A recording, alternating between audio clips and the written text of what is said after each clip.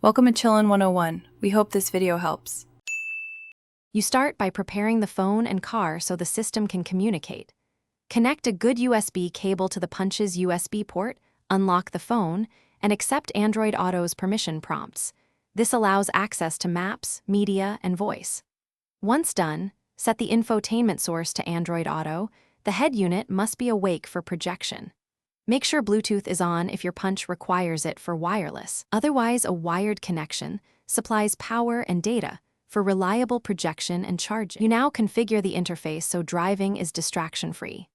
On the punch screen, rearrange quick apps. Set your preferred navigation and music apps to the front row and hide non-essential apps. Use Google Assistant for turn-by-turn routes and hands-free texting. Say the command rather than typing.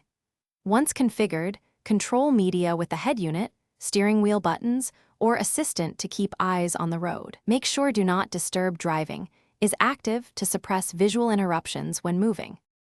You finish by verifying everything works end-to-end. Play navigation audio, place a test call, and use voice commands to confirm microphone routing.